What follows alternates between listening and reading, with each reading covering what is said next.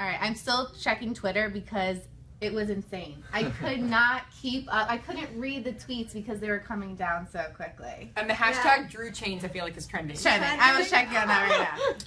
So you two are the only guys that are here with us locally in Los Angeles from that experience that we just had. First of all, Anahita. Yes. Yeah, you took it like a champ. Yes, she didn't know who Doug was and didn't even hear him actually. Yeah, I didn't know he was talking to me because he said the girl on the phone or something. I was like, what? But yeah, I feel like sometimes when people are really passionate about something, they either consciously or subconsciously want to block out anything else, even if there may be logic to an opposing point of view, or they resort to ad hominem attacks, which he probably doesn't know what that means. The man, the person. Exactly, the woman.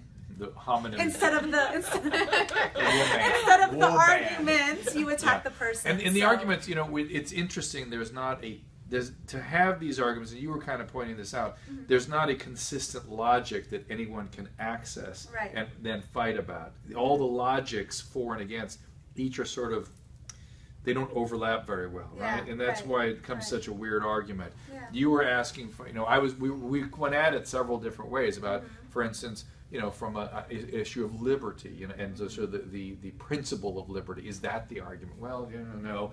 How about the individual liberty of being able to have control over your own body? Well, to a certain point. How about states' rights? Well, to a certain point. It all doesn't really go anywhere, right? Isn't that what you were sort of saying? Because I mean, one of the decriminalization point, you agree with that? Right. For legal, for medical purposes. But the problem is, as long as there's a moral fog about the drug, you can't get the research done. I understand that problem, but something that Crystal, Spirit kept bringing up, her arguments, the reason why I feel that was not very compelling, it didn't convince me or sway me, is because you could use her argument and extend that to, and then why have laws? Right. People should be able to do what they want with their bodies, people should be able, it's a slippery slope. But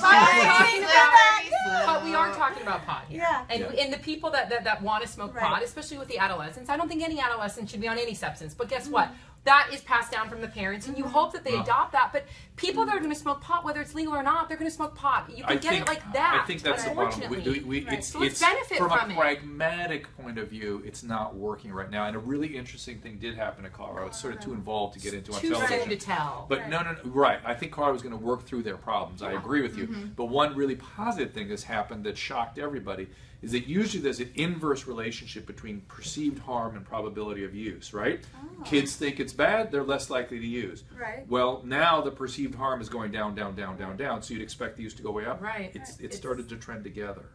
In Colorado? In Colorado, yeah. So which is a very positive sign. So even though they don't perceive the harm so much, they're still not going to use. And that's interesting. I was just going to say that's interesting because the opposite shows true for tobacco use. For everything else. Now, who knows if that's going to hold or not, but that's an interesting phenomenon. One thing I agree with you, though, really quickly, is the harm of the edibles. That scares me, that they package things that look just like candy. What you don't know, people miss this. Wait a minute. People missed what I said was the veterinary friends I have said one of the biggest side effects has been emergency veterinary visits for inappropriate edible ingestion by animals and dogs particularly. So I knew that would get you. So anyway, I don't want to have a question about that because that just makes me sad. But what did you guys think about the debate and weigh in? Do you think recreational pot should be legalized? Yes or no? Very simple. Yes or no?